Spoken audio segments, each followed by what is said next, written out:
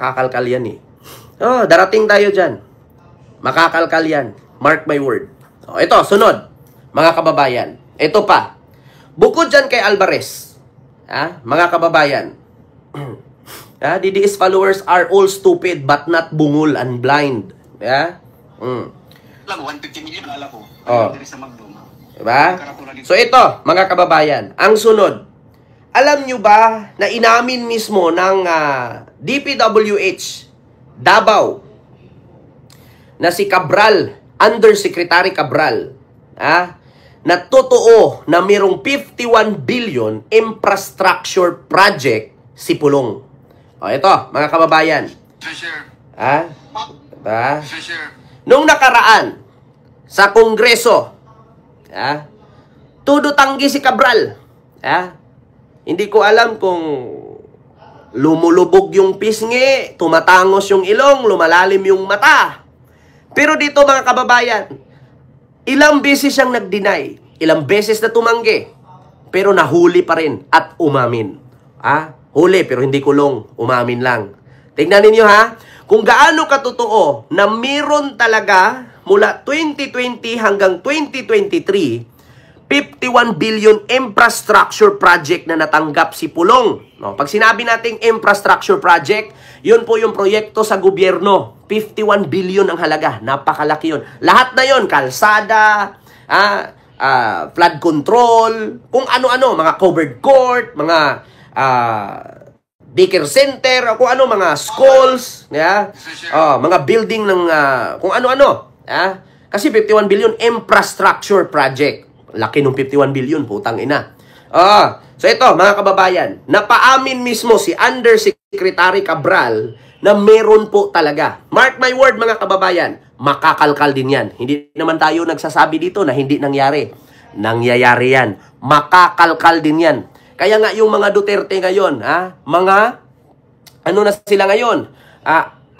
Hindi lang aggressive, bukod sa aggressive, mga ano na sila? Anong tawag doon?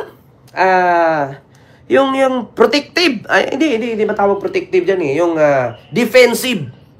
Bukod sa aggressive na sila ngayon na magdadaldal. Hindi uso ang multo sa amin.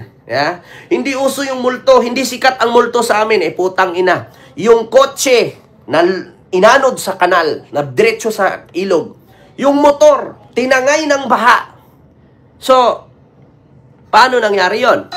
Ito po. Chairman Joel, I will confront you with the code in the news report. Kasi kanina po ako hindi sinasabi na hindi nyo malala. Ipapaalala ko sa inyo. This is the Politico article. DPWH Undersecretary Maria Catalina Cabral confirmed the report circulating on social media. Queen Lioness, silo po. Base sa report ng aming programming division, we confirm na yun pong mga amounts na nabanggit ninyo 51. 2020, 2021, 2022. Base po sa National Expenditure Program. Yan po yun mga kababayan, yung 51 billion. Tinanong kasi, Mamuy ni Arto Silupo, tinanong kasi siya ni Ridon, ni Congressman Ridon, kung totoo ba yung mga pondo na yan at budget na yan ay natanggap ni Pulong. Hindi pa siya amin dito. Pakinggan nyo. Ng DPWH at yun pong General Appropriations Act, GAA, sa distritong ito, ay tama po, and we confirm those budget. So, naalala niyo na po ba, Undersecretary Cabral? Yan na. I guess I clearly remember, Your Honor. I think there was an interview that time. Ayan na. No, it's just a question of a yes or a no. Sa totoo mga kababayan, alam nyo kung bakit napaamin ito si Secretary Cabral na mayroong 51 billion natanggap si Pulong? Kasi in-interview po siya ng Billionaire News. Umamin po siya. So hindi po niya maitanggi mga kababayan kasi inamin niya mismo sa Billionaire News nung in-interview siya. So ngayon, itinanong ito ni Congressman Ridon kung totoo ba ang inamin niya. So naaalala ba niya? So, nagmamaang-maangan pa. Tatanggi pa sana. Ayaw pang aminin. Kunwari, walang naaalala. Alam niyo yung kakausap mo lang ngayon, after 3 days, na amnesia na. Totoo ba yun, Digong? Ganito ang mga sakit ng mga kawatan at mga sinungaling. Sabi nga ni Biko, alam nyo, yung magnanakaw, asawa ng sinungaling yan. Yeah? Kita ninyo? Ito pa. No. You remember it or no? Because it's a yes, Your it's an Honor. actual code. Yes. Okay. Yes, Your Honor. Inamin. Yes, what? Yes. Yes, you remember or yes, you don't remember? I don't remember No, I'm exactly. confronting you with the actual code. So the only question there is, do you remember stating that code or you do not remember stating that code? Kasi ini-state niya yan nung in-interview siya sa Billionario News. Doon kasi nag-based itong si Representative Ridon ng Ako sa Bicol Party List, no, na yung mga statement mo na binitawan mo doon sa Billionario News, na sabi mo may natanggap si Pulong na 51 billion dyan sa infrastructure project mula 2020 hanggang 2023. Totoo ba? Sabi ni Ridon, sabihin mong yes na naalala mo or yes na hindi mo naaalala. Magmamaang-maangan pa ngayon, napaamin siya. Kasi bakit? Binitawan niya sa sukmid eh. Kaya nga minsan, mga kababayan, advice ko sa mga akusado, kapag magnakaw kayo, make sure na walang bakas, walang fingerprint. Kaya nga minsan pag nagnakaw kayo, magwantes kayo eh. Bakit? Pag hindi kayo magwantes, tanga kayo. Ito pa. I remember, Your Honor. You remember stating that code, and if you remember stating that code, do you confirm the information in that code? Ayan na.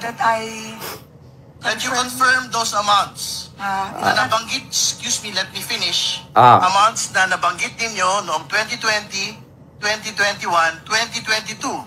Base po sa NEP ng DPWH at yung pong GAA sa distrito ito. Therefore, the distrito po of Congressman Paulo Duterte. Ayan. Tama po, and we confirm those budget. Patay. Yes, Your Honor. Alright, thank you. Ms. Manchua, please proceed. Ayan na, mga kababayan. Inamin na mismo ni Undersecretary Cabral na mula 2020, mula sa mismong budget ng DPWH at sa GAA, tumanggap si Pulong ng 51 billion. Tanong ko lang, may imbestigahan na ba to? Hindi ko lang alam. Abangan natin. Ayan na, mismo, DPWH Undersecretary. Hindi niya may tanggihan. Bakit? Kasi bago siya pumasok dyan sa Kongreso, mga kababayan, nagtitake oath yan. Si Sara Duterte, di ba? Gumanon. I am Sara Semirman Duterte. Kung ano man ang sasabihin ko at bibitawan kong salita, lahat ay totoo at pawang walang kasinungalingan. And I versus the Republic of the Philippines. Thank you. So, umpisa na sa paghearing. So, lahat ng binibitawan ni Cabral dyan, totoo.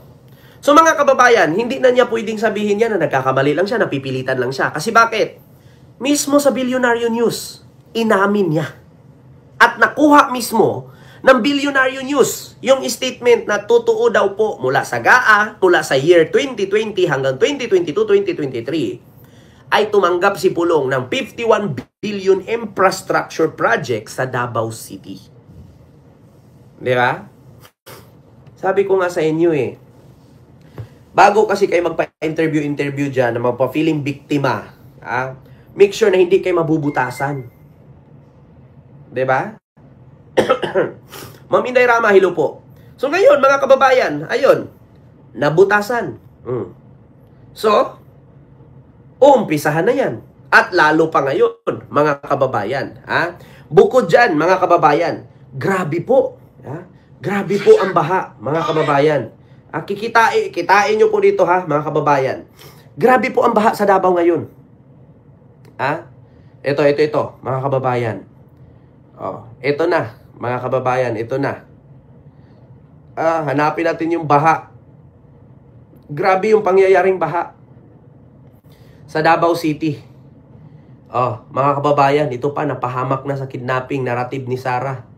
Ang tatay niya, kaya hindi na makakauwi. Grabe, sa totoo lang mga kababayan, yung nangyaring baha sa Davao, apakatindi. Ha? Ito. Lumagpas ako eh. Ito na. Kita nyo ito, mga kababayan? Kasi kailangan mo rin mag-jet ski, no? Pwede na kayo. Lost project. Yung ba? Hello! Ay, ganahan ko! Ayan, naanod. Oh, nasabay sa baha, nahulog sa kanal. Oh my God! Oh, nasa ilog na. Oh, pati yung motor. Hallelujah! Oh. Kasi ganahan mo Diba? jet ski, no? Sa totoo lang mga kababayan, not only yung motor meron pang kotse dyan, Fortuner. Nahulog din doon mismo. Sa lugar na yun. Kaya maiimbestigahan yan mga kababayan. At mismo na, si Senator Ping Lacson na nagsabi niyan, magugulat ka, Mr. Chair. Bakit? Biruin mo, 51 billion isang distrito. Malulunod sila niyan sa sobrang laki ng proyekto. Pero baha. Ang inamin niyan mismo ni Pulong. Ang Davao City, walang ghost project. Kung babaha man, huhupa rin. Hindi katulad dyan sa Maynila na bawat distrito may swimming pool. Pero walang naanod na motor. Natural po ang Maynila, magbabara po ang kanal dyan. Bakit? Malaki po ang Metro Manila. Pulong. Kung i-compare mo ang Davao City, napakaliit lang ng Davao City, parang Santa Mesa lang yan. Parang Santa Ana lang yan, parang Santa Mesa. Ang laki niyan. Tapos, 51 billion ang project. Kung babaha man, huhupa rin. Diba? So, saan napunta yung 51 billion? Inamin na mismo ni Undersecretary Yusik Cabral. Diba, Ma'am Rosana? Chu Paing, may galab shoutout po. Makakalkal yan. Maniwala kayo sa akin. Ito pa. Sunod, mga kababayan. Baste Duterte. Ano tong kay Baste? Kay Baste, mga kababayan, kinasuhan po si PBBM. At ang kampo ni PBBM, ang gabinete. Bakit? Ano bang kadahilanan kung bakit nagkaso si Baste Duterte?